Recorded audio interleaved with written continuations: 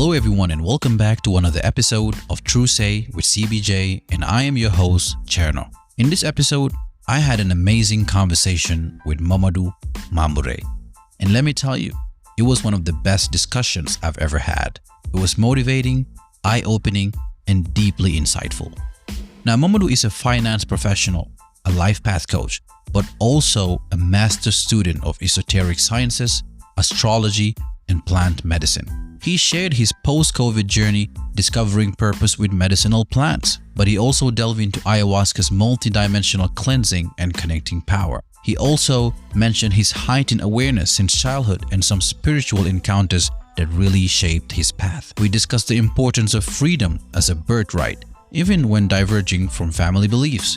Our conversation also touched on pursuing passion while embracing individuality in the face of societal norms. Get ready for one of the deepest podcast episodes you will ever hear. Enjoy. All right. 3, 2, 1, boom. Ladies and gentlemen, Momodou Mambouray. Welcome to the show finally, my brother. How are you? I'm well, man. Thank you for having me, bro. Good to see you. Thank you. Thank you so much. I know you're very busy. We've been trying to really do this for a while now, but I know it's hard to get time, especially with the time difference also. It must be difficult. I'll be honest, man. There's no excuse because you can always make time. I think it's more so in my life is now being used to scheduling something and staying according to that time. But, you know, I love you being in this new space. It surprised me, but not really. But I thought it was a very good angle seeing you do this. And I've listened to a couple of your episodes and it's been real substance. I press play and I just find myself listening to the whole thing. So I honor what you're doing, man. And I love you being in this space.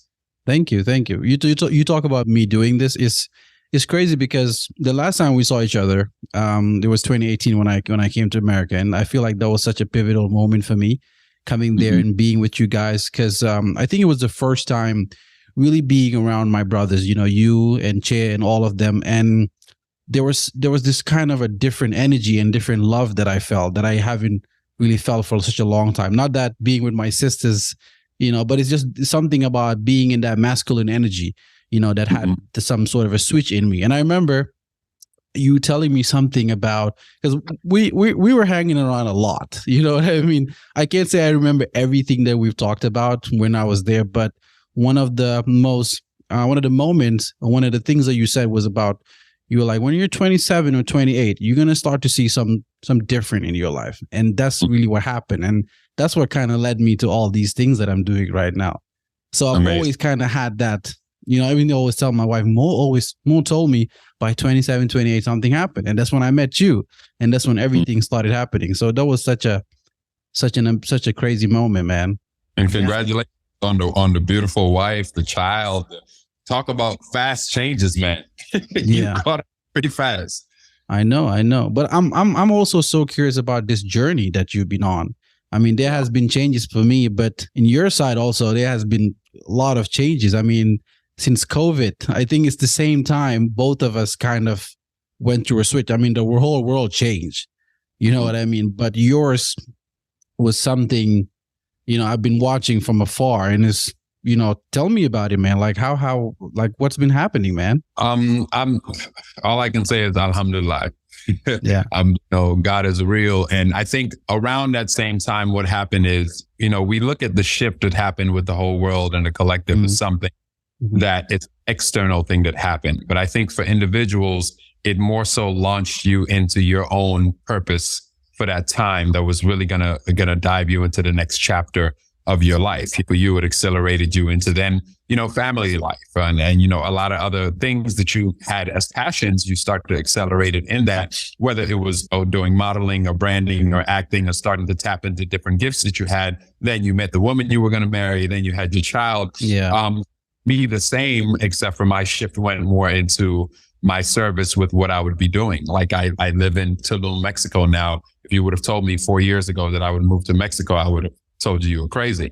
And I came down here for 3 days to do a retreat working with sacred plant medicines out of the Amazon.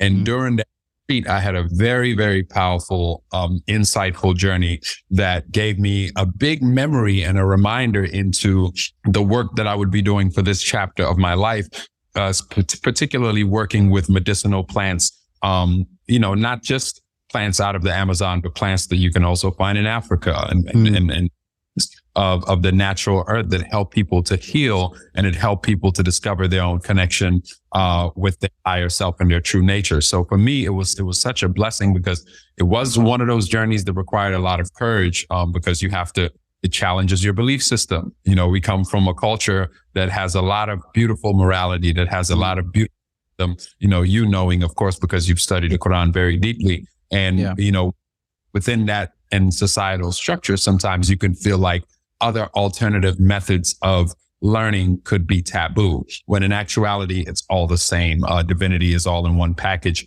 everything that is of God. So for me, when this path called me to go into it, to be honest with you, it felt just like home, so I landed here. It really launched me into being able to learn more, grow into myself, and be in service, specifically start working with the plant medicines. And I found out this would be my home for a while. So as soon as I got here, I here for a while. True. And like, I would love to get into that even deeper in the conversation, but I kind of just want to also start with, because, we're family, but we never really grew up around each other, and I've always, like I said, I'm very fascinated by your journey. I'm very fascinated by your mindset and how you work. And like I said, coming to America at that time, it was such a pivotal moment for me, seeing you, because I was going through my own stuff, and seeing you and how you navigate kind of, looked at you as a big brother, to be like, I really wonder, how, how is he doing all the things that he's doing? But I've never really had, I would say, I wasn't able to talk about it or even to question things. I was just kind of observing a lot. But so like, I just kind of want to really go back, and as far as we can go back, for me to kind of understand who you are today, I kind of want you to share, some of the moments in your life, like early in your childhood, some of the moments that kind of, had certain lasting, impact on your character or even your beliefs. Can you share some of those moments with me if you can? Yeah. The first thing that would spring to my memory is, honestly, man, your mother.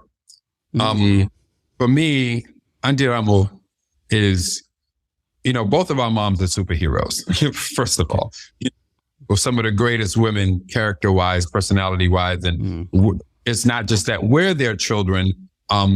Everyone loves them to death. But of course, when someone's directly your mother, sometimes you have conflicting issues, right? Because it's your mom.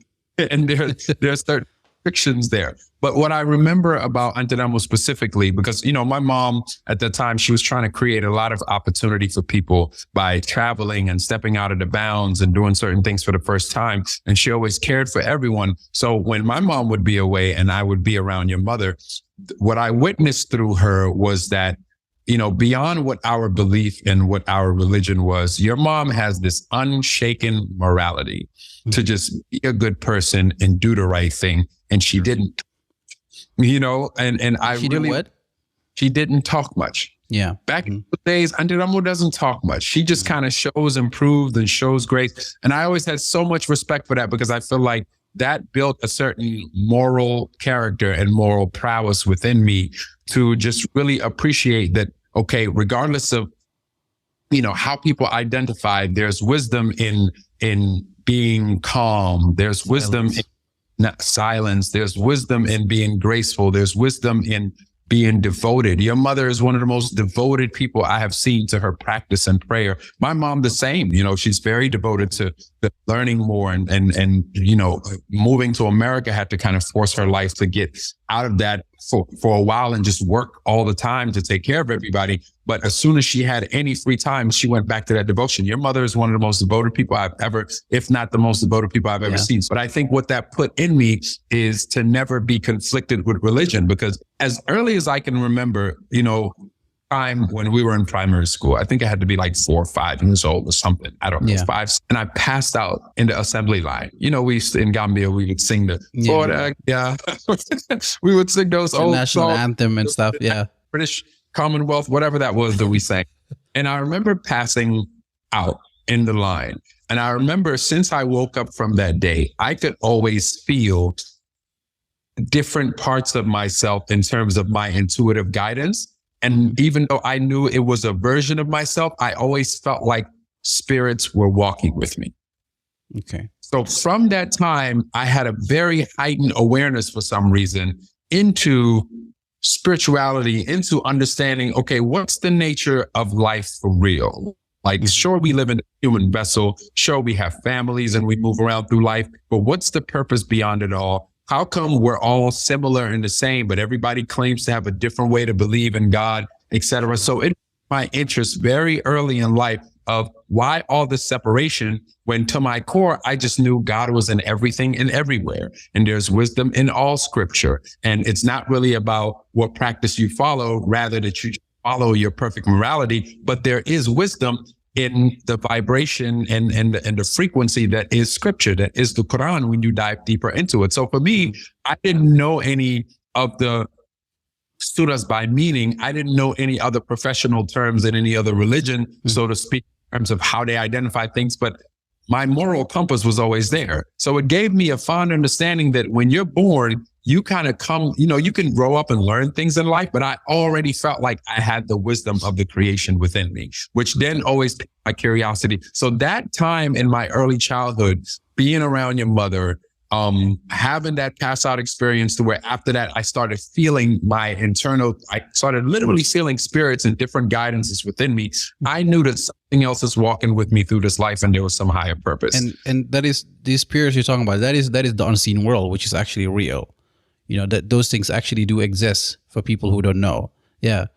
I was able to kind of be in between the veils. And for me, since a child, even growing up, to when we left Gambia, came to America, going to school and getting a degree and all these mundane things, my peak interest would always be on uplifting humanity somehow, and always was interested in people understanding the nature of their own spirituality, the nature of their own makeup, and in people basking in the love and glory of what the divinity is in this heaven that we live in. So the next time that really took ground for me was 2007. Usually many of us, when we go through major transformations in our lives, it's triggered by like either a super profound relationship or a change in job or a change in location. It's usually by something that makes us go in depth to the heart. So 2007, I think, I was kind of about to come out of college and I was confused on what to do, because in my mind, it was like, okay, societal pressure was saying like, go to school, after you get this degree, you have to find a job so you can make money, so you can be successful, so then you can, make a family and build a house. And that was it. And even though that's a great thing to aspire to, there had to be something more and something different. Yeah. So I went through a series of initiations into just certain societies that had hidden books, hidden ancient texts of Sanskrit, hidden ancient texts of Egyptian culture, hidden ancient texts of Lemurian culture, and started diving into learning about Atlantis and all this ancient society, started diving into spiritism and what the spirituality practice and culture was around Africa before the religions came. Yeah. So my always went to that. I started diving into astrology, cosmology, understanding our energy centers and our chakra centers in our body, understanding all of these things and just the nature of the human being. So that was another big major trigger point that just really dove me into the understanding that I arrive at today. So all those things you were reading was for you to try to understand the self. Well, it was more of an interest, man. It was like, I played sports in high school and college and the beginning of college, but I wasn't really passionate about it. For me, what I was passionate about, I would get up in the morning, I would go to the gym, I would go work my job in finance. While I would be at work all day, my rush would be to get home and listen to astrology just to get a more in-depth, I call it an understanding, but more of a memory of an understanding of our true nature. Because one thing I've discovered also when you're learning something, when someone tells you something that's true, generally it resonates with you because you already know it inside of your soul. Not because you're learning something new. So for me, it was more like rediscovering things that were already true to my core, and that excited me, so, and then that, to me, that was my signal that, okay, this is along the lines of why you were here in the first place. So I know that in part of going through that journey, like all these things that you say, you talk about how society, especially in our culture, you went through in such a different path, and of course that must have maybe like scared you or your family or your mother, and everybody started to question about where is he going with stuff like that. And for me, that's one of the things that fascinated me about your journey, because I understand like the path through self-discovery, the path through God or the divinity. Everybody has their own way of getting there, because at the end of the day, God end up, he's the one who guides whoever he wants. Like he said it in the Quran, that I guide whoever I want. You know what I mean? He tells the prophet that you cannot guide people. So I guide whoever I want. But I want to kind of understand. So you navigating through all those things, it must have been a lot of challenges, of course, on considering others' feelings, you know what I mean, while you try to pursue it, like to try to kind of chase, your own true like fulfillment. So how did you have to navigate through those challenges also? Well, yes and no. And every once in a while you find out somebody who's a true black sheep, right? And I would say my confusion to the family was more so that, like, the family knows my personality. They know my character. They know I'm a good person. They know all these things. So the confusion would be, well, then how come he doesn't conform to what seems to be what? And the truth is, I never really rebelled. I never really once said, I believe in other things. It's funny, your mom would always use the term. She'd be like, hey, into that free thinking stuff.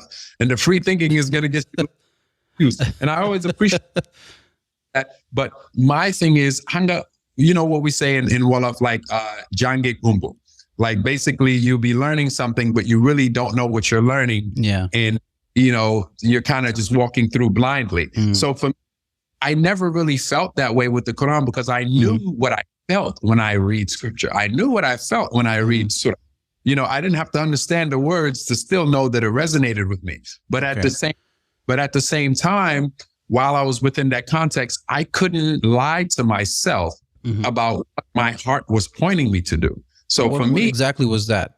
Which was basically like, don't shun out any knowledge that you learn, and seek understanding in a full circle ring, and don't bias or have discrimination against any knowledge of any sect of a school of thought or learning, because you already have a natural filter of all of the wisdom that there is. So your job is to learn everything, and internally you already know what sinks in true and what doesn't sink in true. So I could never lie to myself and have like a closed mind to not understand the truths and the principles in Buddhism, to not understand the truth and the principles and the confusion between what is the scripture of Christianity and what is the actual truth of what that doctrine is. Because at the end of the day, God's truth is all one. But then as our plight as human beings, man created different forms during different times of history to be able to then cope and learn in its own way and share that wisdom within different societies. And that all took different forms, because at the end of the day, human beings were running all of that. That has nothing to do with, the story that is of us in our divinity. So for me, what I couldn't lie to myself about was the innate curiosity that I had to continue deepening the learning, to jump into certain societies that people felt like were taboo, and to open my mind. I would meditate with the Buddhists. I would sit with Hare Krishnas. I would go into church. I would go into mosque. I would go in all these places, because I felt like I'm the child of God. There's no space I can't walk into. Of course. And then also, if I'm closed-minded to point at other people without having a true understanding of who they are in their nature, and automatically judge what they know as something, well, then what am I really saying from the standpoint I'm at? I never saw separation. So I could never act like or fake that I did, so, and it's to the point where it served me really well, because I was able to see God in every single person. I was able to see God in everything that is this creation. And then I was able to listen to my own guidance, because God uses us all to not only grow and learning our own lives and lessons, but then to share in that wisdom and share in growth. And I remember I used to tell you this all the time, that, man, I know everybody's blessed, but we come from a very, very blessed family, man. True. You True. come from a very, very morally powerful, inclined family, from our immediate parents to our grandparents. If you ask deep questions to our moms about our grandmothers and our great aunts, like all of these people were known for having very, very specific healing powers. Knowledge. And knowledge. Yeah. And the wisdom has always been there, I think, even though like the way what you just said now, I think obviously some people will have a difficult time understanding, especially from, like for me, example, learning the Quran and memorizing it. I start to learn and read the Quran more than I ever done before, because before also I only memorized it, but I never understood it. And that's why I'm into so much of everything, because I see the Quran that everything exists in it. If you really truly read it, not only read, but really learn the wisdom of the Quran, to know that, because we believe, as you know, that is a word of God. But so there's so much deep meaning inside the Quran that when you really understand it, everything, like the world that you're in right now, is all in it. It all exists in it. You know what I mean? And it has something. There's so much of understanding the self. There's so much having that freedom to travel and explore, to learn different culture, different religion, because he created that. He created us to look different, to sound different. You know what I mean? But to all come together, and which is that love that you always talk about, that you believe in love, that religion of love, that's, to spread love. So I think that's the thing that a lot of them don't understand also, because of, they feel like as a Muslim, yeah, it's a religion for us because of, but I actually just recently I realized it's not really a religion. It's more of a way of life. Exactly. You know what I mean? It's a way of life because it's more of a guidance. That's how it's supposed to be. But a lot of people don't understand when it comes to, learning other really like what you're doing right now, because they feel like as soon as they get into it, they start to do what they call bokale. You know what I mean? Having a partnership with God or whatever. But I think that's when the misunderstanding starts to come in, because when they see you go in such a different path, or maybe you're not praying 5 times a day, or you're not fasting the Ramadan, they say like, okay, so he's gone astray.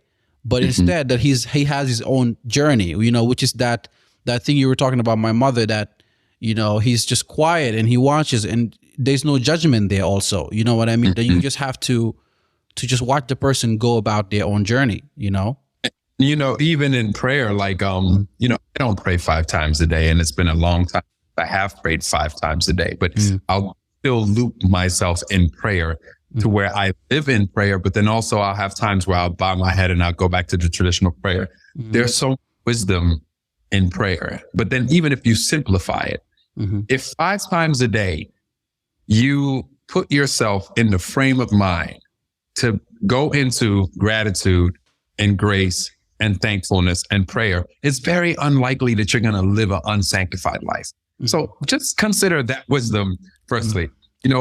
Fasting and Ramadan is one of the greatest wisdoms. Like, that's the best way for your body to heal. That's the best way for your mind to cleanse. That's the best way for all these things to heal. So I feel like, to me, the all of that has become evidence of like why that's even necessary. But what I used to, I wouldn't even say rebel against, but what I used to just know in my mind, like, okay, I understand all that, but the mandate that says that, hey, okay, if you don't do this, you're doomed to like, something bad.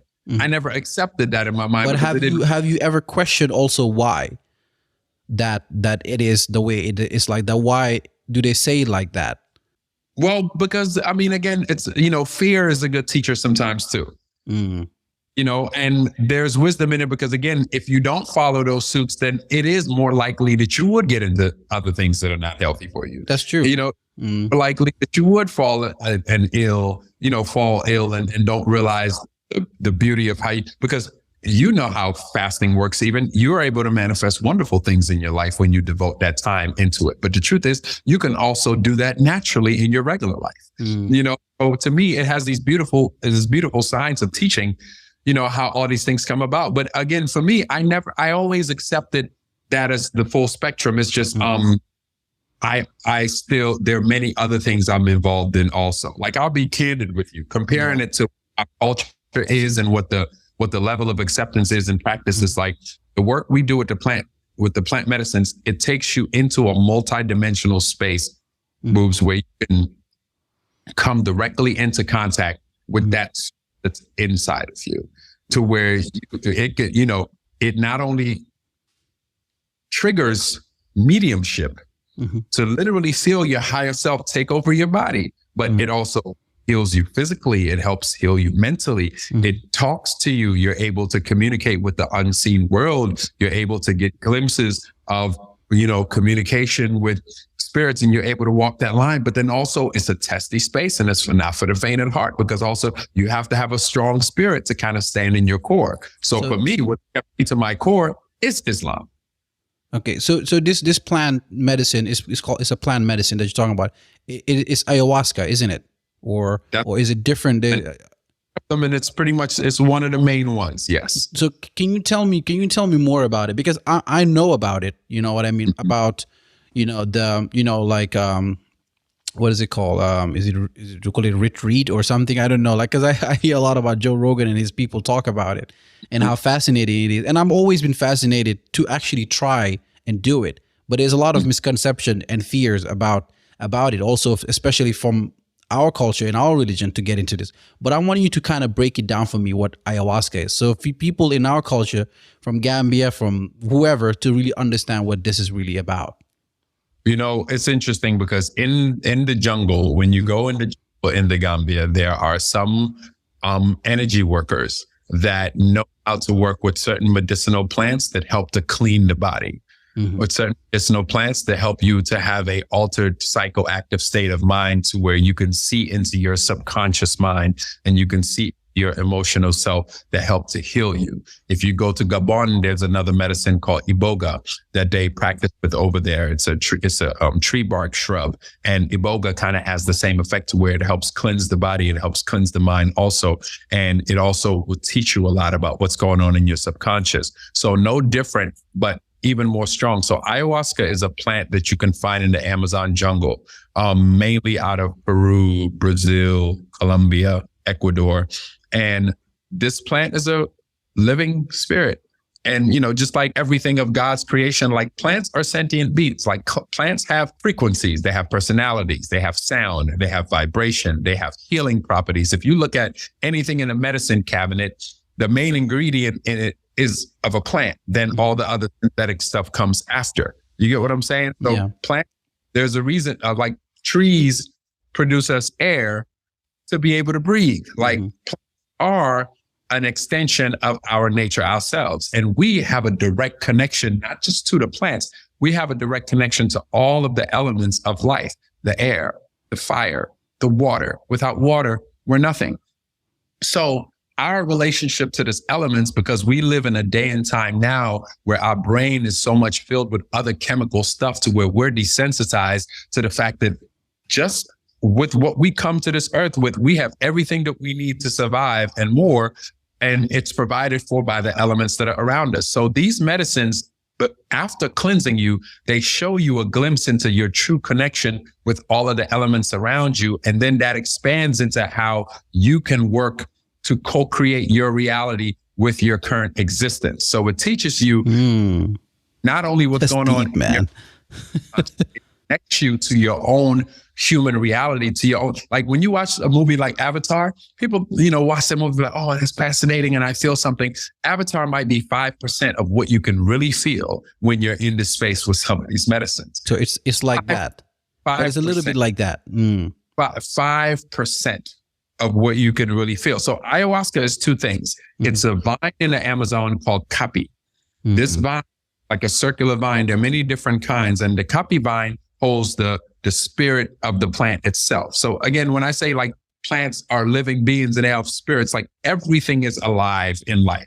Just because something's material and it's just stationary, we don't look at it as such, and it doesn't move because we're in frequency, doesn't mean anything. Dogs hear sounds that we can't hear as human beings because they're different frequency. Cats see things that we can't see as human beings because their eye and their pineal cone in their head is tuned frequency. So plants is the same. If you plug a sonogram to a plant, you can hear the music of the, you see what I'm saying? So ayahuasca has the copy vine, which houses the spirit of the mother plant. And she's in the jungle. They call her the master and the mother of all plants because she holds the wisdom of creation in herself also. And she's a master teacher and a master healer. Then there's other leaves in the Amazon called chacruna. These chacruna leaves have something that you call dimethyltryptamine, or what people call DMT. DMT, yeah. So DMT, everything of a physical substance in reality has DMT. Your body produces DMT naturally because it has to exist in this physical third dimensional world. And when we say 3-dimension, we mean because up, down, sideways. We live in a 3-dimensional reality. So in our lives, the most times that you feel a heightened sense of DMT is when you're born, because your spirit has to transition into your body. And then when you pass away and transition, because your spirit has to transition out. When we're living our lives on a day-to-day, there's certain micro bioorganisms that you have in your stomach that prevent you and that level the amount of DMT that you're able to take so that you can be here and be leveled and sane and just see in the 3D. Otherwise, if you didn't have that protection in your gut, you'd be able to see things into the unseen. And that's not the normal frequency that our human makeup is attuned to. So when you mix the chacruna leaves with the DMT, with the ayahuasca copy vine, it allows you to have a heightened DMT experience while you can still be stable here. So then the ayahuasca allows you to then see into the multidimensional world while you're still here in the physical existence. So it does a couple things. When you mix the two plants together, they brew it into a tea. When you drink the tea, first you'll feel the medicine scan you. You'll feel it scan your mind. You'll feel it scan your heart. You'll feel it scan your body. And you'll literally feel the substance move through you. And then it will start to mirror your mind. It'll start to show you how you think. So you'll start to see many things. It's almost like opening your brain and just pulling everything that's out of there that you usually consume. Then it'll go to your heart and it'll start to show you all the things your heart's kind of holding on to and that you're hiding. Because, the mind holds the ego, which is a great tool, but it usually is there to protect us. So even if someone's heartbroken, the mind will allow you to cope with how you're feeling and how you're dealing with it, so you don't feel that to its depth. The medicine, after it does that scan, it's looking for energy blockages to start cleansing, because even though your mind can put you in a space to where you suppress how you truly feel and you just kind of cope with whatever you're dealing with, your body is this super wise technology and your body doesn't forget anything. Your body takes store of everything you experience. You could be 8 years old and your mom yell at you or your brother tell you you're not good enough to do something. And from that day, because of what that person told you or it having a significant impact, you react the same way to something to something that happened to you when you're 8 years old for the rest of your life.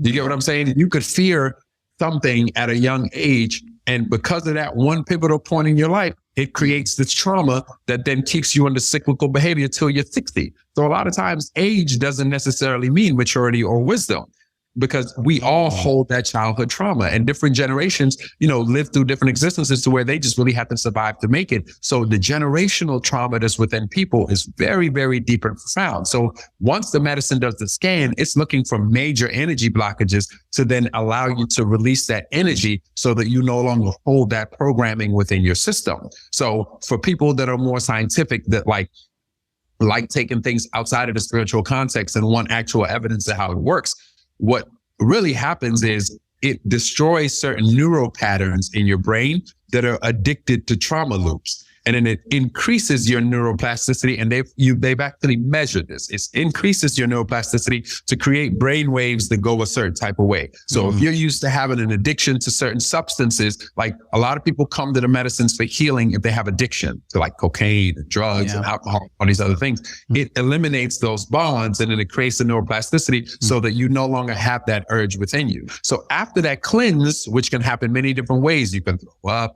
you can just have your body shake, you can cry your tears out, you can laugh hysterically. After that, then it takes you on a journey of your subconscious mind, and it takes you on a journey of the DNA and the cellular structure that's in. Booba, I've had processes to where I've seen into Auntie Elmo's life.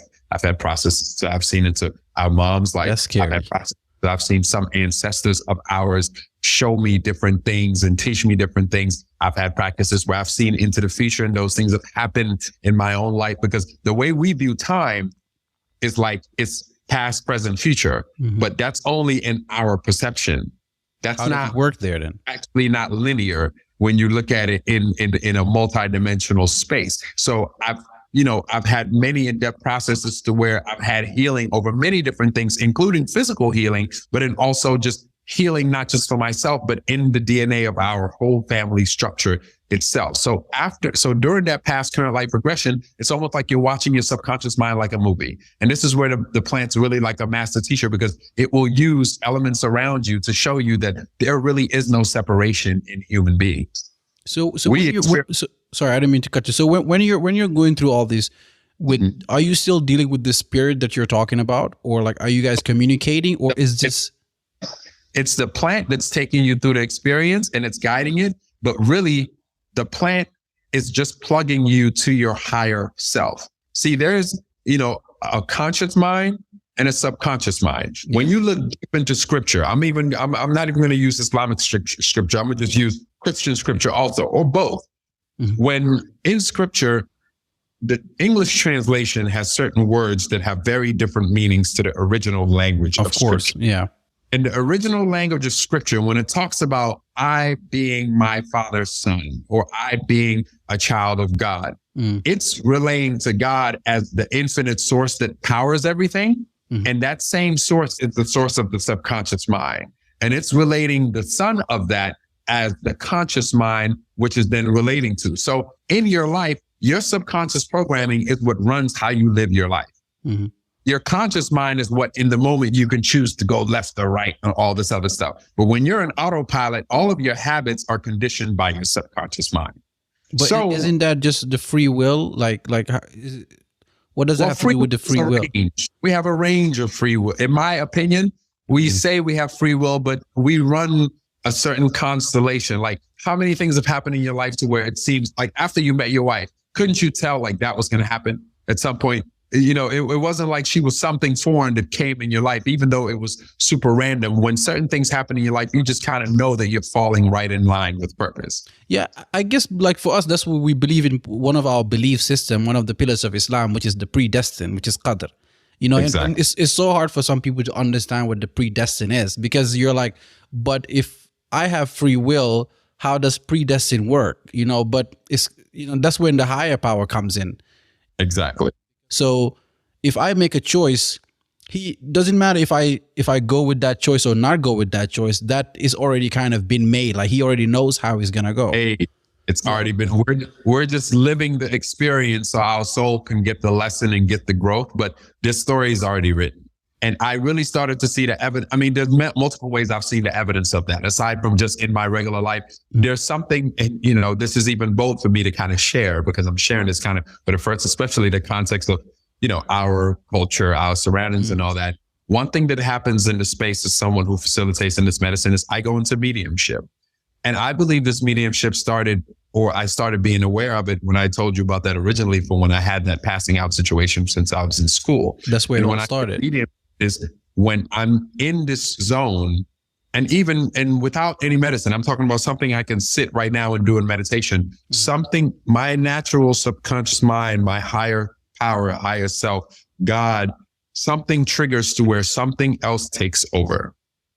And I'm not actively thinking, and life is just kind of walking me according to the role. And what I believe it is when you're in alignment, everything in life just kind of follows suit. So the predestined that we talk and learn about in Islam is very real. I've experienced it, so that I don't need to question it, because I've seen and felt the evidence of it. But I also believe that you're special in that way, because, God always puts certain people and always gives certain people a certain power that he doesn't give everyone, and then that power can be with that experience that you went through at that age, that something happened to you.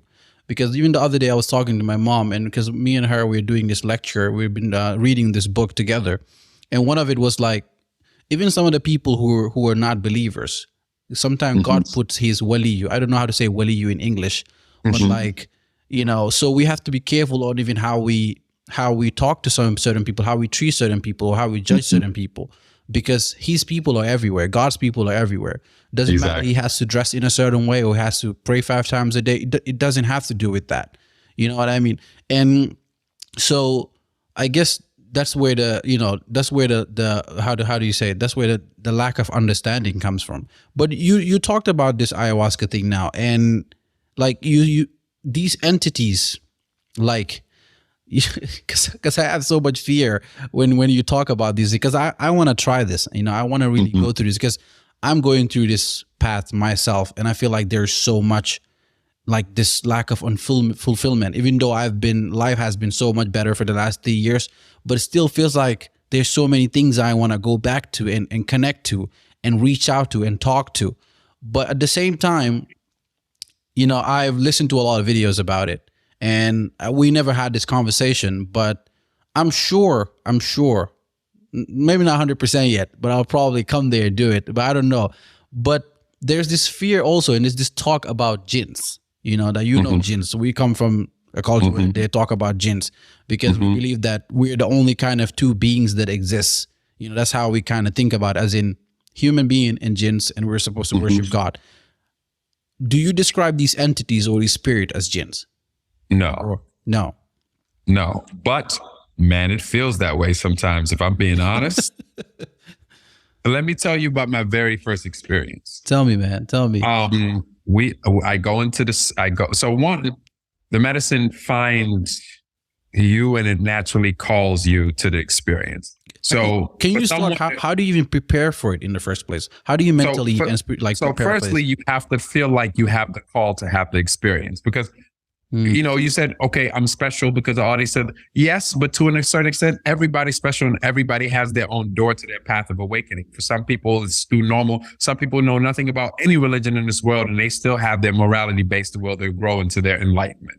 Specifically with the plant medicines, there's something we often talk about is to be called to have the experience. For example, someone can listen to this conversation and not have the call and have no interest in what we're talking about. They won't even think about it. Then you have another person who hears it and they are dialed into every single word we are saying, because they can feel truly in their heart there's a calling there. So the same thing you say when you're talking about, you've been thinking about it, you feel like, even though there are all these things in your life, you have a beautiful wife, you have beautiful children, you have a beautiful family, life is starting to go in different directions for you, there's still some point in connection that you feel like is missing. And that connection is really just a full knowing of your connection with source. And that can come from many different ways in life, but this is just one other mode that God uses for people to feel that connection. So when you feel the call to have the experience, when people come to do this specific plant medicine, one, in Gambian culture, we love meat, we love lamb, all these other things. It's important to stay at least a week, 2 weeks, stay off of red meat.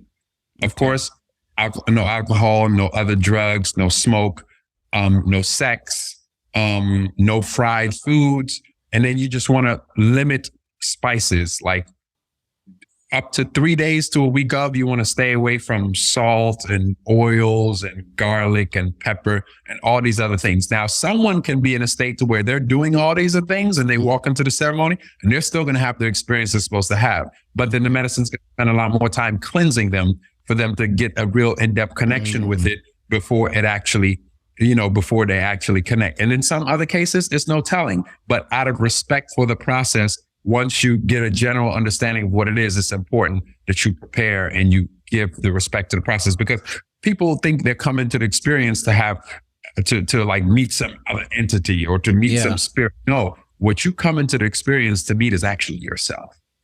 So when you're plugged up to that and you meet your higher self and your higher knowing, self, man, it's mind blowing. It's mind blowing. But it sounds so scary, man. You feel the infinite love that you knew exists, but you never believed it was actually so, but then at the same time, for some, it could be a tough process because it will also show you the other side of yourself. And it will show you, hey, you see your habits that you've been doing here. You think that's good. It will show you see that. For me, the medicine actually strengthened my faith in Islam, which is interesting, right? Because it put me through many tests to see if there's your grandfather's prayers, in the world, man, that could make me rebuke. It put me through many tests to be like, let's see if there's anything in the world to make you rebuke the core knowing that you know of Ya Allah. And I passed those, I'm feeling chills as I'm saying this right now. And the moments where it came, where those texts ran circle and I stood in the core of that, everything disappears. You'd be in some super hard processes to where it'll put in your mind all these other things and negative things and manipulations, and then see at your core, what do you go to the brink of and call to when you're in the dark with everything, when you're feeling this. And I promise you, in that moment, when you bring prayer and you say Fatiha, everything negative dispels.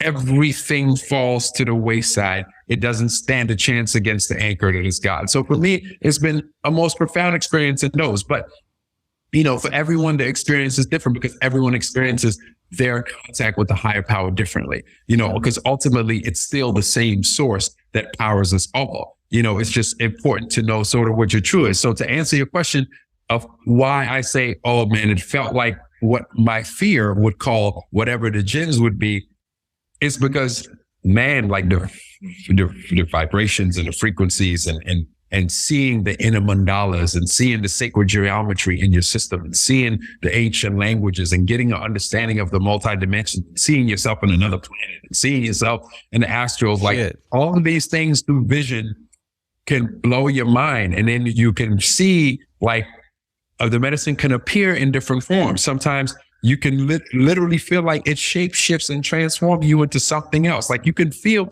all these things. And sometimes it can take you completely out of your body. But the reason why all of that's possible is because, Booba, we are not the physical body. We are not the mind. We are not the emotions. All of these things that we come with in this beautiful, beautiful divine vessel and Merkaba are great tools and extensions of ourselves, but they're also limitations of ourselves. We are the same source that is that infinite consciousness. So you'll go through a process, for example, where you'll feel like the medicine's you feel like you're about to die. You'll feel like you're about to stop breathing. And guess what you discover when you surrender to that and you stop breathing? You realize you're still there. Then you're like, whoa. So wait, beyond the prana, beyond the breath, I'm still here. So then what am I really? But in our lives, we're so used to, you get up in the morning, you brush your teeth, you check your phone, you go to your job, you talk to your friends and your family, and you go to the next thing. And then, our mind consumes everything that we feed it. And then our emotions are so attached to everything that runs our lives. But that's why meditation is so important. That's why prayer is so important. And that's why it's so sacred, because when you sit with yourself long enough and you open enough space to detach from everything physical, something magical happens. You realize something else rises up from within yourself. And that's that heightened internal source that is God itself. So going to that place, it allows you to release the story of your identity that you tell yourself that, okay, just because, I'm born into this body and I'm born from this place, that's just the limitation of who I am. Or, I'm a doctor and I studied for 10, 12 years and I pride myself on the fact that I wear nice suits, go to work every day and people respect me. And all of these things of the false ego construct that can be appeasing to your personality if you do so. But all of that gives you a lack of perspective of the true source of what you are at your core. And that's fascinating. I was actually reading a book the other day, and in it, there's this one of the Prophet's companion. His name is Imam Ali, and he said that you presume that you're a small entity, but with you actually exists or enfolded the entire universe. So like, because nowadays we look at ourselves that we're this small being, that we don't matter, but everything exists within us. And I believe that some part of it, like you're saying, is inside of us, which is reaching to that higher power. It's just that the reason why I'm so curious about it is because throughout time, like I talk about the jinn, is that we've always somehow been so curious about that unseen world. Like, because even there's a verse in the Quran that said that, like, when magic, for example, started back in the King Solomon time, it said that like, وَمَا كَفَرَ سُلَيْمَانَ وَلَكِنَّ الشَّيَاطِينَ كَفَرُوا يُعَلِّمُونَ النَّاسَ السِّحْرَ. So like, Solomon didn't disbelieve, but the jinns were the one that disbelieved and then started teaching people magic. So it felt like, for me, as I'm who's learning the Quran, who's trying to really understand on how these things work, like that it all started from there. And even throughout time, when it comes to back in the ancient times, people used to use these kind of plants to kind of, do what you're doing right now, which is kind of reaching to that higher self. So I guess that's what just makes me have so much misconception about why as human beings throughout time, we've just always been so curious about trying to go somewhere that is not our world. Like, I know that, like you said, there's no limitation, but it feels like there's been a limit. Like, this is our world and that's another world, and we're not supposed to go to that world. You know what I mean? Like, for example, me, when I was going through my own journey, like recovering from alcohol and all these things, I had to do it my own. Like, I had to kind of go through my own way. Like, I didn't have to go through what a lot of other people go through, because I feel like too, it has become some sort of a trend nowadays that you have to go through that because it sounds cool. Like you're saying, you're going to meet this entity and all these things. And, for me, it was like, I found guidance in a different way. You know what I mean? I found my way, but I still, even though I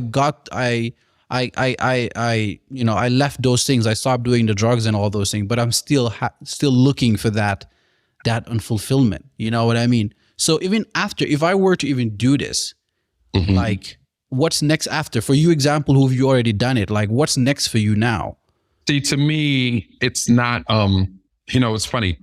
There's noise of what people talk about it on the outside, and there's what seems trendy. But for somebody who's in that work, man, ain't nothing play about this. And ain't nothing trendy about it. And it might sound like some people will, come to do it because it's cool. You'll have a rude awakening when you walk in that room, and it's for the wrong reason. Because you'll meet it's trust me, it's like nothing but love in that space. A love you can't even imagine. And the love is no separate from, like, it's all Yala. Yep, Yala. It's all God. In that space, even he uses the plant to teach you things that keep you in integrity and keep you morality. So it's just an extension of that. So to me, no one doesn't have to go through the plight. That's why I said for this, it's something that calls people to have the experience. It's not something that you should necessarily. Someone can never do Aya and be perfectly fine in their life. Okay. Someone can have a calling to do it one time, and it gives them a connection enough with, that, and they never have to do it again. Someone can walk in for the wrong reasons and be as blind as they were when they walked in that room when they leave out, because they didn't come for the right reasons, and they won't see, the benefit of that. Then someone can come and they can have a purpose to work within that space to then help other people understand their own plight in that situation and story. So for me, I didn't ask to jump in that space. And then once it happened, I didn't ask to start being in service in that space. And then once that happened, I certainly didn't ask to start helping to facilitate the ceremonies. It all happened and unfolded naturally with purpose. You see what I'm saying? So it's like, I get it. It was a part of a calling to happen that to me is undeniable, but at the same time, man, I ain't gonna lie to you, it was scary. It was fearful. My very first ceremony when I walked in, and it was a moment where I started jumping for joy. Firstly, I walk in, and usually it takes about 40 minutes for you to really feel the vibration of the plant. In 10 minutes, the plant something laughed in my head and said, "Hey, you'll never drink or smoke in your life again, right?" And I thought I was tripping. I was like, I turned around to my friend and I was like, "Yo, something's talking to me." I'm like, "Yo, something in my head just told me I would never drink or smoke again." And it sounded like me, and then a lot of memories started coming back. And then I started seeing into working with this medicine and being in this path. And I was so happy and elated. It's like I had so many healing moments of just a validation that I knew we didn't have to wait till after this life to really come to feel, our depth with source. I knew that there was no question. Like for me, I always believed in God 100%, but that amplified to 10 million% after these processes started, because the depth that you feel in connection with yourself and source is when you walk in that space, it's undeniable that Yala, I'm not it. God is real. Because many people say that and they believe and they felt certain things and they even follow the religion, but a lot of people also follow it out of fear. which is okay too for them, because you'll still have deliverance. It doesn't matter, because you are of God. There's nothing but light on the other side anyway. Any proverbial hell you can face is of your own doing and of your own infliction in turmoil that you put yourself into during your walk in this life. So, I always say that your heart will be weighed against itself, and it has to be light as a feather. You experience that same thing in the ceremony space. It gives you a small version of what that's like when you deal with things that you've done that don't sit right with you. So people have moments where they're bawling their eyes out in there because they know they've done some things that just don't sit right with them, and they have to kind of cleanse that away from their vibration, and it allows them a new start to kind of, live life differently from that standpoint. But there was a moment in that first ceremony where my fear came in, where it required for me to really surrender the medicine technique. And it was because it was trying to show me also that fear holds me back. That fear, like, I shouldn't have any fear associated with religion. I should have respect and devotion associated with it. But that fear was holding me back. So when it brought that fear, man, I started praying every surah that I knew. I got up in that room and I was like, this is what I get for being a free thinker. Now I'm in the middle of this Mexican jungle. These people have reprogrammed my spirit. Now I'm doomed to hell for eternity. What kind of fear was it? What kind of fear was it? It was the fear came up that somehow this was jinn, and somehow this had manipulated me into believing some false sense of spirituality, and that I was really moving away from Islam. So, because again, the medicine shows you every single thing that's in your system. So that fear was very real in my system. True. Even though I claim to have, through the years grown up and understanding God through everything and all that, it showed me that fear is very real. But then it also used that same thing to bring me back full circle to realize that, Allah is still my core to the core. That God is still my core to the core. That no matter what, and it makes sure that no matter what you learn, no matter what experience you have, never take anything else and put it and measure it up to the pedestal of what God is. Period. So I knew that beforehand, but this was extra validation that even if something comes in and it shows you all these beautiful ways to connect, every single thing that is in creation is a result of what God has put on this earth. Period. That's scary. For me, that's scary because, man, I know some of the fears that I'm dealing with right now, like some of the things that I'm facing, even though I'm trying to be all, like crystal clear and all these, but there's so many things. And yeah, like you're kind of convincing me almost to actually really come and do this. So we'll see. Not at me to convince you, because it'll come down to two things. No, it's not even the convincing part. I think this conversation has just kind of made it give me more insights about it. But I've already had my own, I've already investigated, I've already looked into it to like, maybe this would be the way, you know what I mean? Because I'm just a very curious person overall. And I feel like there is much more for me to learn, because I feel like there's so many things holding me back. And, and like I talk to God about it. I'm the type of person that I tend to complain to God and talk to God about all the things that I'm going through very clearly. I don't hide it because I'm like, he knows everything and he sees everything. You know what I mean? So, but there's still that, like I talk about that unfulfillment sometimes. Say this candid in Wolof. Say it in English. Only God can show you that he truly exists. So sometimes for some hearts, when you go around searching for connection, he will use his own ways and methods to teach you certain wisdoms, and this is no different from that. So as much as it may seem taboo, what I realize is you could, as long as you are anchored by that spirit of God, because there's something I used to always listen to and believe is that you don't have to see to believe, you have to believe to see. So when he's at your core, there are many different ways he'll use to go about to making you see and learn different wisdoms for certain reasons. So for me, it's powerful when I'm in the ceremony space and I sing this Allah song. In the room, the energy in the room is like wildly hyped. You get what I'm saying? So it's like, it's a reason for all of it. So for me, it's like, my solemn prayer since I even started this whole journey was that, if you don't want me in this, get me out immediately.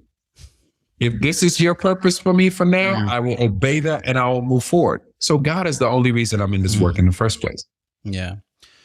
That's great, man. That's great. So I just kind of want to, as when we started the podcast with you going through your own freedom, following your own personal freedom and your journey. And I just kind of want to, because, freedom is something that's such a big deal. And I feel like that's what most people kind of crave. So how has your love for freedom, shape, some of the choices that you had to make, to navigate through life? Because I want everybody who's listening out there also to kind of learn from you, from following your own personal journey, from, having the freedom to go about your life in your own way, to not have some of the fears to, to deal with some, people maybe who are in your ear saying this and this and that, so can you give me a little bit of can you share that, please? Yeah, man, it's in my natural makeup to understand that freedom is our birthright. So for me, it wasn't even, my love for freedom. It was more so, it was a non-negotiable for me to follow my heart when it comes to doing things. So, I went to school, I went to college, I did finance, I did that whole thing. And I always had the goal of, being quote unquote successful and then being able to help my family, being able to help myself, etc. But just like we said, certain things are predestined sometimes. And even within the range of choices you make, life takes you in certain directions, and it's up to you to start understanding what the purpose of that is. So as early as I can remember getting a job out of college, the first thing I remember always saying to myself is like, man, I have to own my own time. There's no way you're telling me we have all this intellectual prowess, that we have all these smarts, and at the end of the day, that smarts just to make a living has to be used to go work for some company that may or may not be aligned with what I feel like is my true purpose and my true love and my true passion, just to make money, just to live, to go into the office 40, 50 hours a week, like especially us being African, sometimes we put this big prowess on like being bankers and, being, working for the World Bank. When you look deeply into what these organizations do, sure, they're good, they're good ways that you can use all these things as tools. But ultimately, the job that I had aspired to get would have been me working for these foreign banks to kind of just help further this agenda of learning to source the value of African countries and then let these foreign entities come in and kind of abuse that system and then make a good paycheck and go home.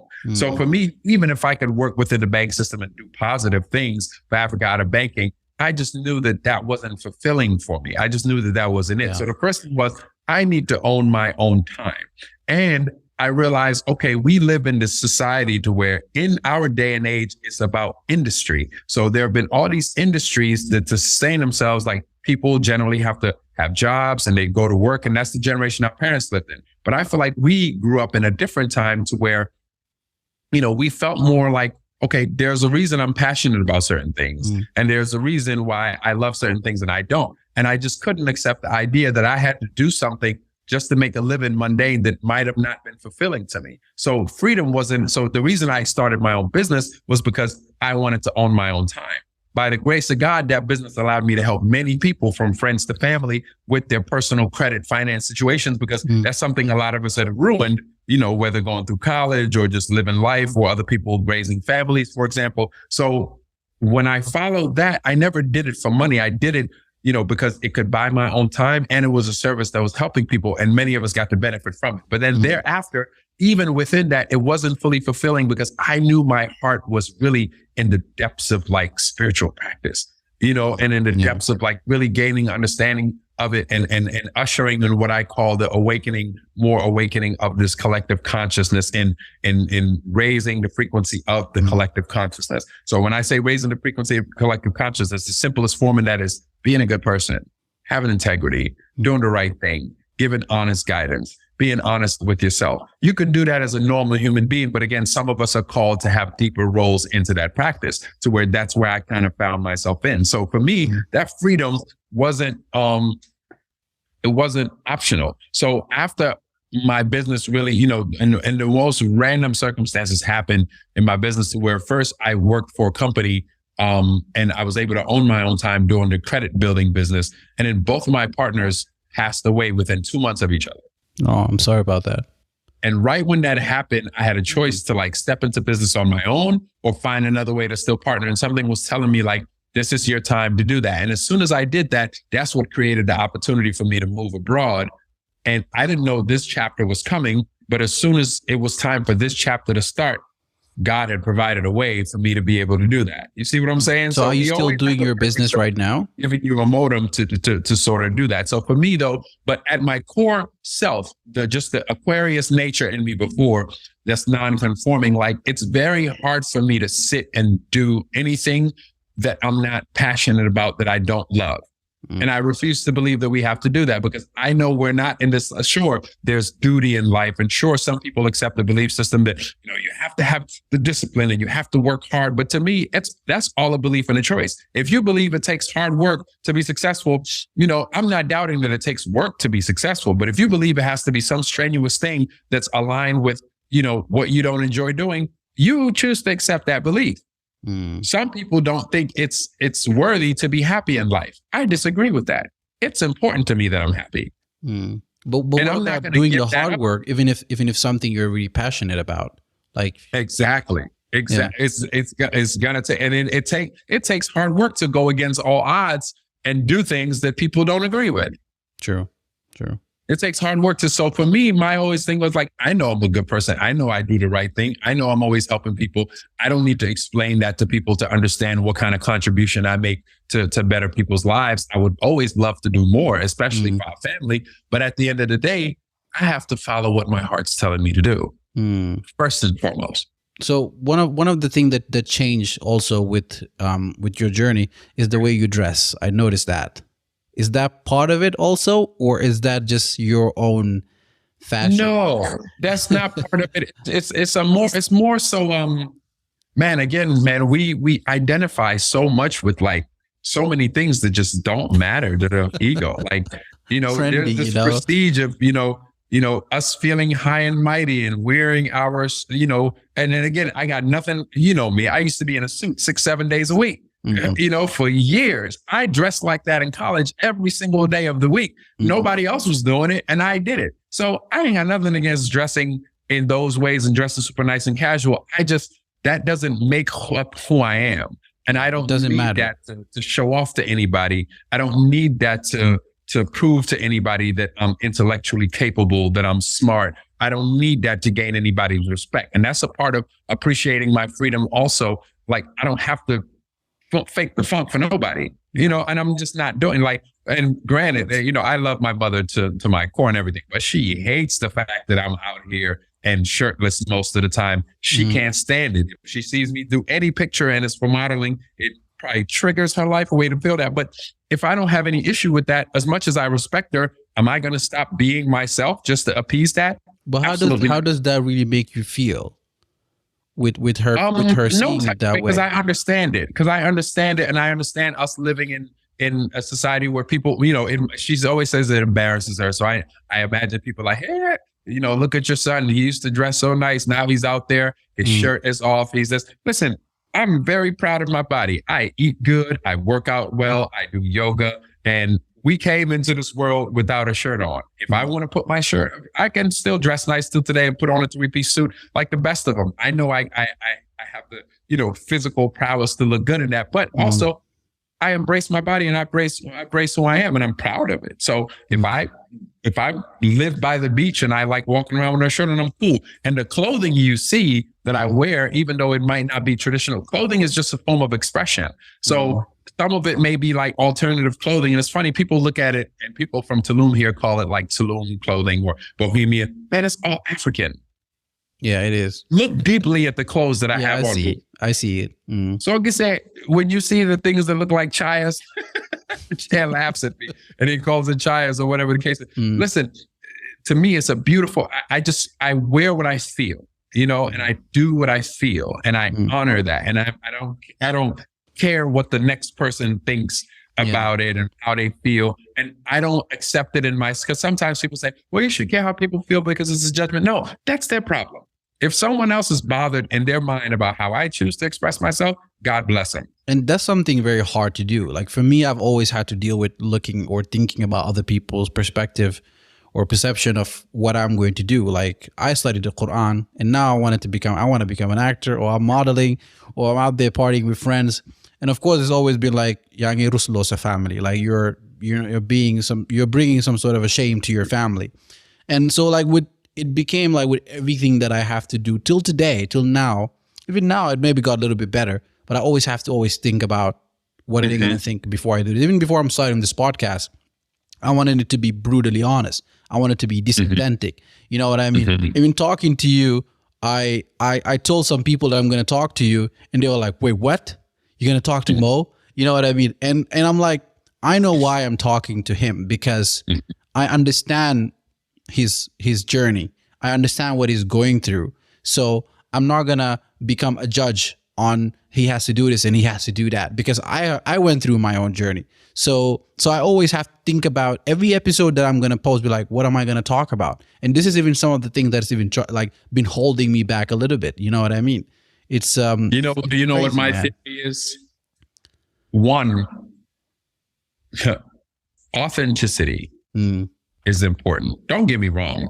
There's very important, it's important to be mindful and understand that also we have pride in our family for a reason, because we come from very good people, you know. Yeah. So I would never intentionally like just disregard my mother's feelings or my dad's feelings and how they feel about certain things when it comes to important things. I'll never embarrass my family in a sense that you'll never read Mo stole something. You'll never read Mo lied to somebody and did something wrong. You'll never read Mo committed some kind of crime. You know me to my core. They know what type of person I am. So you'll never read any of those things. But when it comes to the fickle things that are within some people's belief systems that hold them back because they're afraid to express themselves freely, that doesn't mean I have to adopt that fear.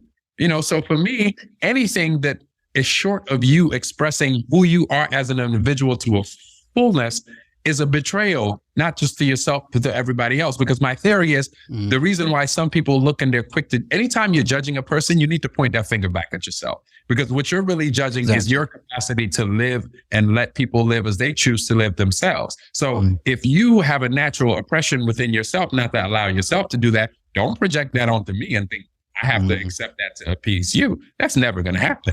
You can enjoy yourself. You know, you can sit there until you turn blue in the face if you'd like to. If you expect me to do that and suppress yourself, no. I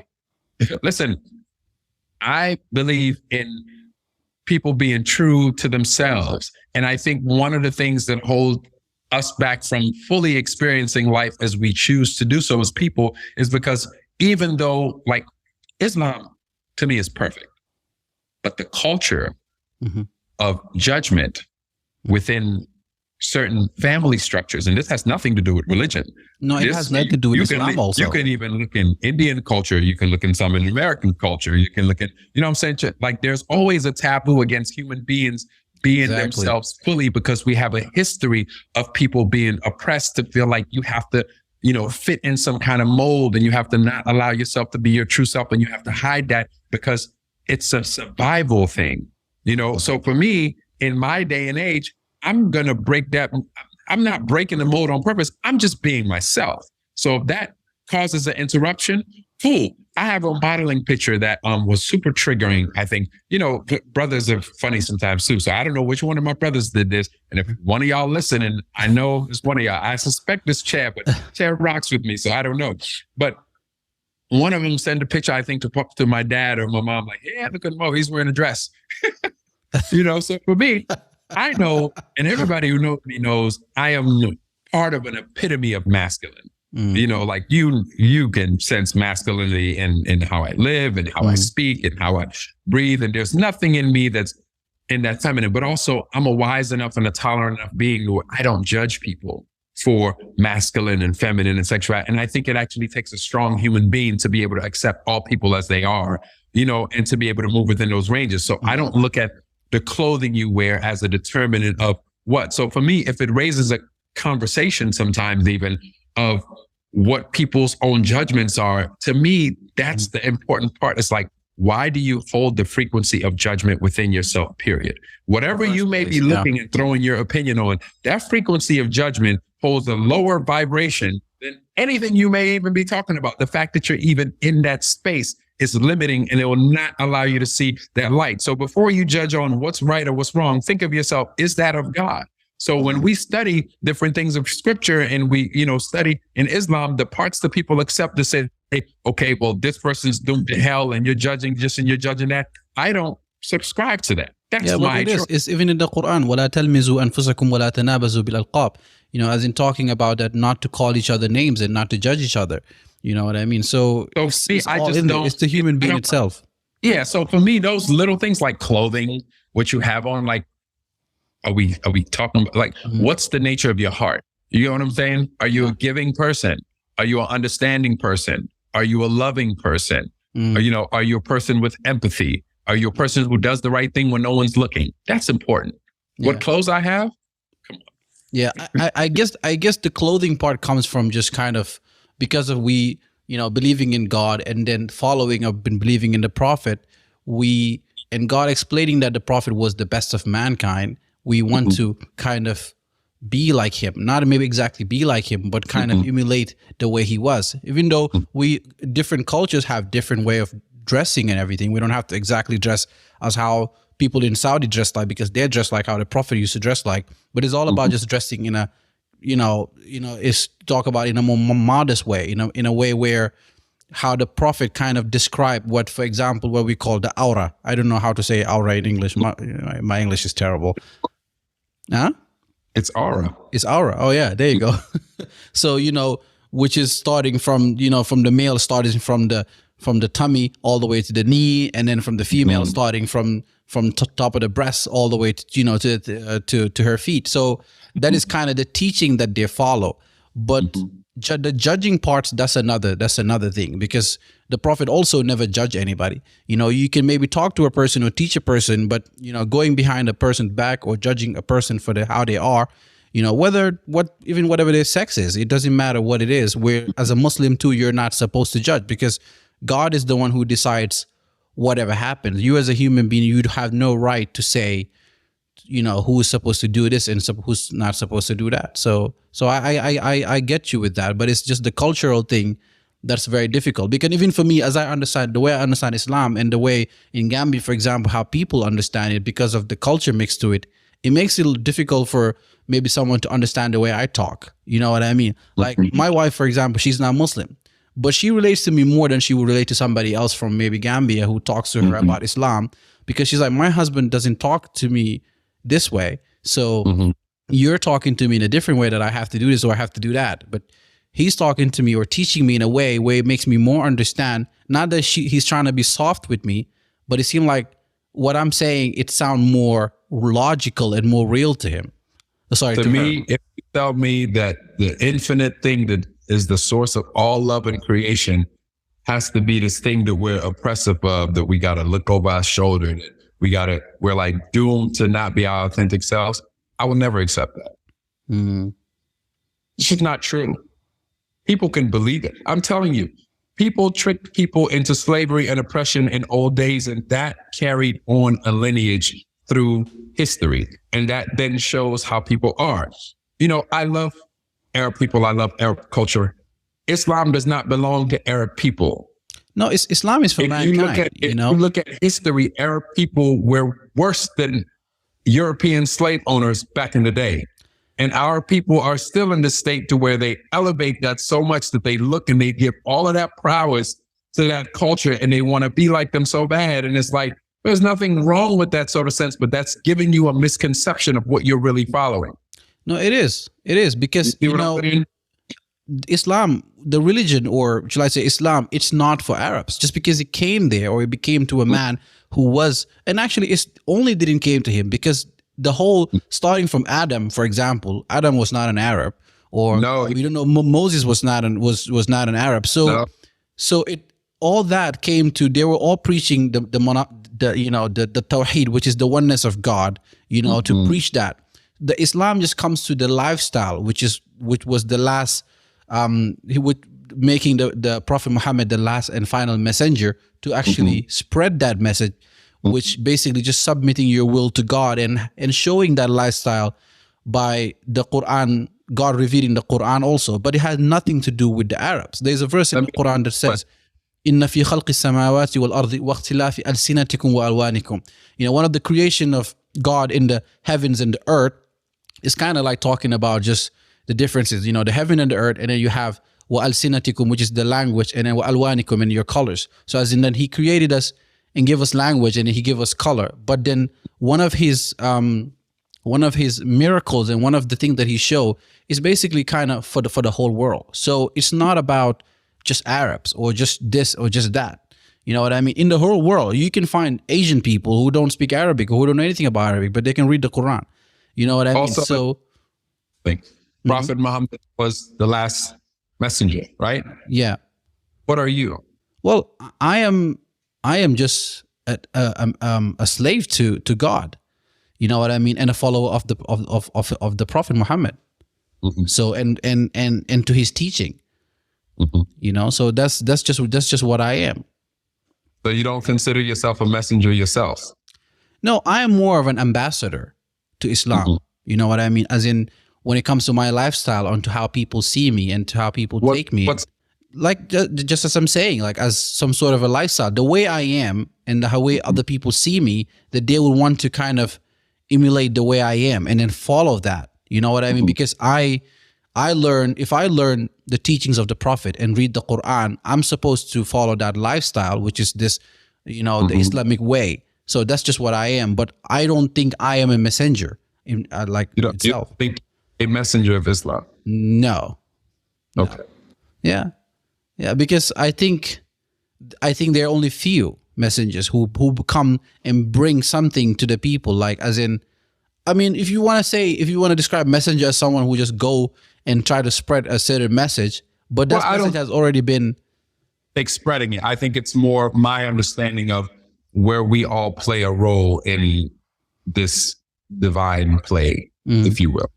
Because sure, I don't put you up there with the historical prowess that everyone puts the light of Prophet Muhammad sallallahu alaihi wasallam. He's a very real person. There's a very real frequency. That's a very real thing. But just remembering when God tells you, like, you are of him, like, don't play yourself small. No, I'm not. That's not to say you have anything to gain from like appeasing yourself, but understand who you are. Yeah, but that doesn't make me small. You know what I mean? As I think already learning about God, learning about myself, you know what I mean? And reading about the Quran and learning about it, following the teachings of the Prophet, that already make me something very big. So I'm not looking at myself as somebody very small. What does make us small is the fact that, man, God gives us so much grace, because even though we're perfectly imperfect, we are flawed. Yeah. We make mistakes over and over, and he delivers us over and over, and we make mistakes again over and over. So we are his creation. Yeah, of course. And that's how he created us. Hold a lot of power and a lot of wisdom, because he's empowered them, sort of that way. It's just still, again, within all of that, it doesn't ring to my heart true when it comes to allowing any like fear or separation come into that narrative. I think that the smallness comes to when you ignore your existence, when you ignore yourself, when you don't know really who you are. And that path of learning about yourself, that also takes time. But for some of the people, for example, God always talks about that, one of the things that make us, like, we're all the same, we're all from the earth, our physical bodies from the earth, and that's what makes us humble. So we're not like distinguished by, our materialism, but we're distinct by like our spirituality. He said, "Inna akramakum inda Allahi atqakum," as in like the most pious of you or the most noble of you is kind of the one who is the most like conscious of me. So that is what makes you already not small. That is what already makes me such a important person. You know what I mean? You ask me, and I don't ever look at myself. I pride myself on that humility and humbleness, because I don't see any there's wisdom, and there's nothing to gain in making yourself think you're bigger than you are. Not, like, life is not about that. But you asked earlier, how do I have the the just strength and the no and the will and the courage to like, just kind of follow my own guidance in this is because of what you just said. Yeah. Yeah. And the bigger, sorry, I didn't mean to cut you. The bigger too doesn't mean bigger as in me telling another person I'm bigger, but in front of God, because God is the one at the end of the day who we all looking for, or kind of, I don't know how to say it, but it is who judges. You know what I mean? God doesn't like for me saying that, oh, I'm better than you, or I'm bigger than you, or even when it comes to spirituality, I have such a more higher spirit than you. You know what I mean? So it's in front of him, has nothing to do with us as human beings. We're just supposed to be humble with each other. Yeah. 100%. I'll tell you, it's a beautiful mystery. Yeah, it is. But it's such a blessing too, man, just to be alive, to learn, to grow, to explore, to heal. Yeah. All like we can't fathom that love. That's why, like, when you come into experiences to where you really feel that, man, it humbles you. It puts you on your knees for real. It does. God's love is an amazing thing. It's an amazing thing. When you have that, I think that's one of the only things that I create, that I want now, that I look to. It doesn't matter who loves me in this world, like any human being. I look to, does God loves me? Does he look at me and say, Cherno is church? You know what I mean? Cherno is my friend. Or I don't know how to say it, but it's like, that's what I want. You know what I mean? Because the closer you are, I mean, that feeling is unexplainable. Me having a child now and seeing just the way I love my child, they describe God's love as even like, for example, a parent's love, the mother's love. There's a verse where God says, saying that don't worship anybody but me. But then right after that verse, I talked about it in my last podcast with Nene Sala, that he said immediately, and be good to your parents. So that love, the parent that you have with your parents, is almost like that kind of love. You know what I mean? I don't, for me as a parent, I understand it. So maybe parents understand it more, but because I start to even understand that verse now that when I became a parent, I start to calling my mom, because me and my mom also, we had never had issues, but we always have misunderstanding of each other on because I memorized the Quran, so I'm supposed to be a certain way, but I'm going in this different way because I feel like I had to learn and I had to go through my own journey to understand what the Quran is really about. You know what I mean? There were Prophet's companion that actually left Islam when the Prophet like died, and then after a while they came back to it, and that's just because they were going through their own journey. You know what I mean? So, it's such an amazing thing. It's such a beautiful thing, and all those things are making me to really understand God's love, man. Yeah. Islam, dal. Islam is it, man. That's it. Don't get no. It's everything.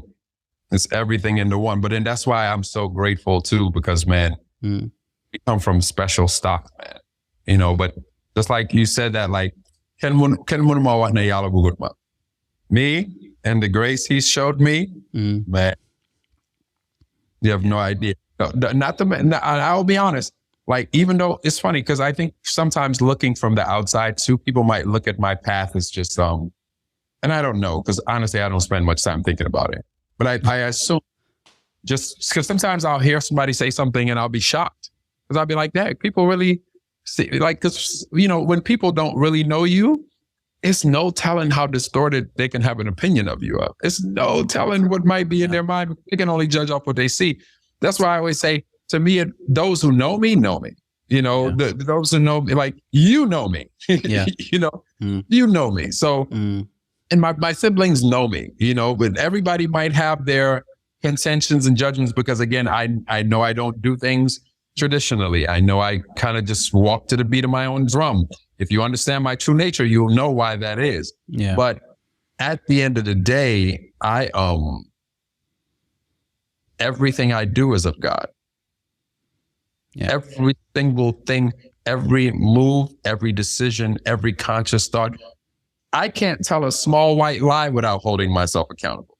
If somebody says, Mo, where are you at? Are you at the store? And I'm like, now I'm home, but I'm busy and I'm not busy. I hold myself accountable for that. Like, I'm very, at the end of the day, but at the same time, I think people may look on the outside and they might think like, he's just, I don't know what they think, but it wasn't an easy road, man.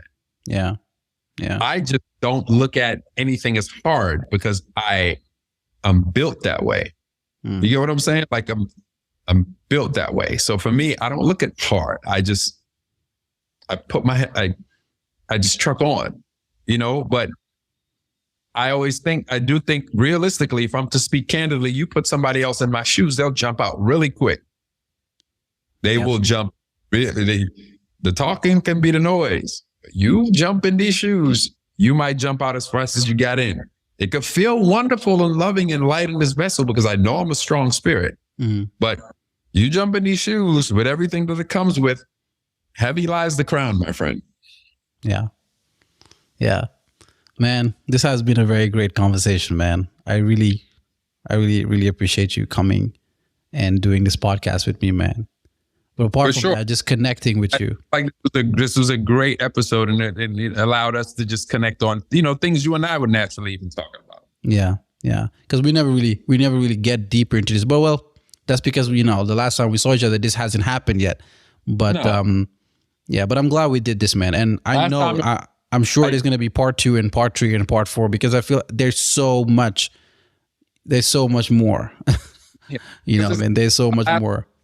Like, mindset and motivation and making sure you plan your future right. And, like staying in the gym and working out and making sure you had good habits and reading the right books, which all play a good role, but every chapter calls for something different, Yeah.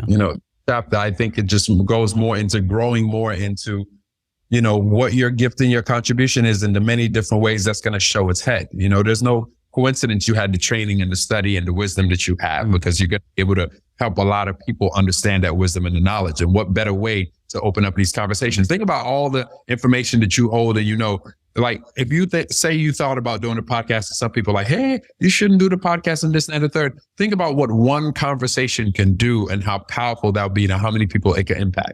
True. Just think about that. Yeah. So whenever people are like, oh, this is taboo. For me, if anybody would look at my life and say, okay, this is taboo. If anything, if it triggers you to start thinking outside of the box.